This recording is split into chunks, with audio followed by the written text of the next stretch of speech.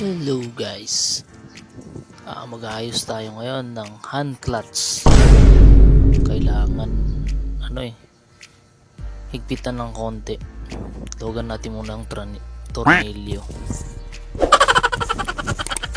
Tanggalin muna natin ang tornilyo. At ito na nga, tanggalin natin itong visor.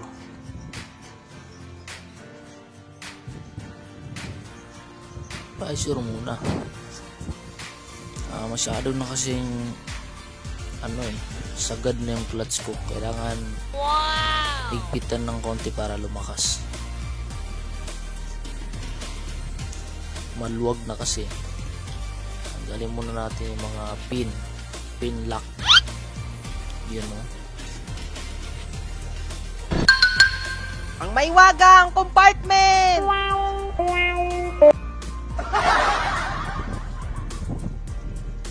Yung mga screw, tanggalin muna natin yan. Iyon o. Bago matanggal ang headlight. What?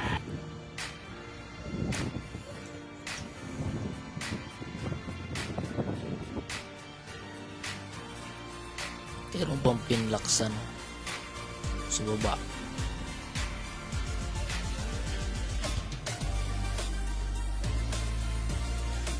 You know, naiwan yung ng pinlock ko. Nagkahiwalay.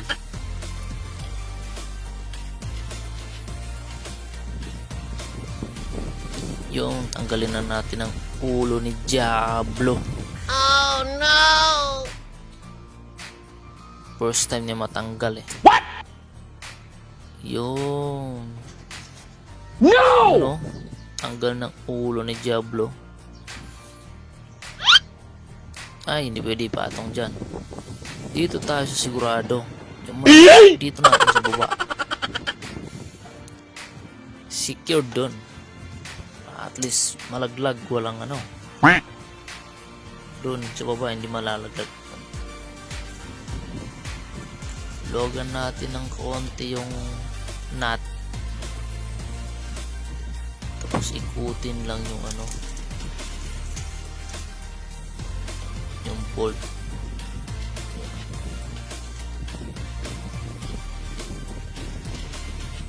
Masyado kasi malambot eh.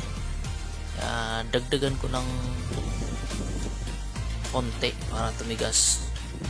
Pero malambot pa rin ang ang clutch ko. Kasing lambot ng pag-ibig mo. Yan o. Sagad na dyan.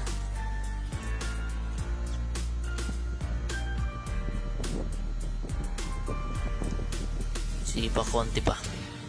Dagdagan pa natin.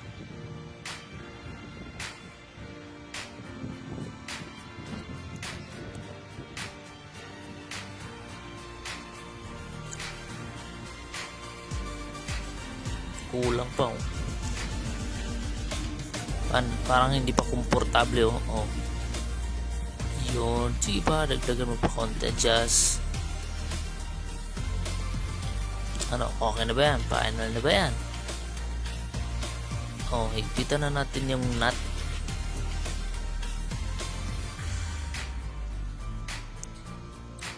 Sakto na yan. Yun sakto. Yun ayos.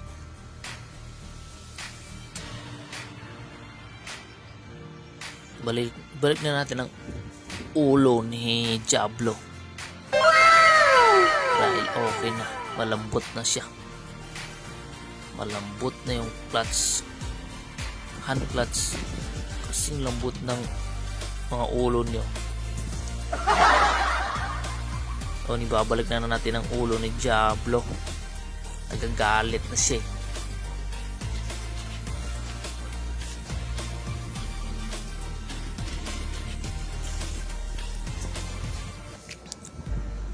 Balik na natin yung screw type.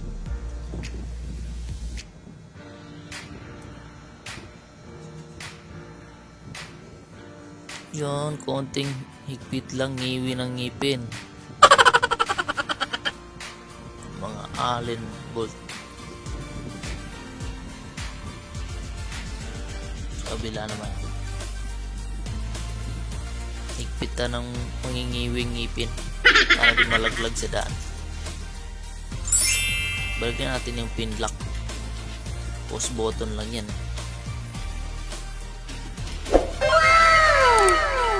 Yun, balikan natin yung visor.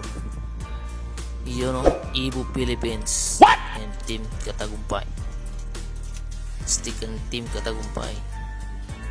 GPT, Team Graffiti. Baka naman.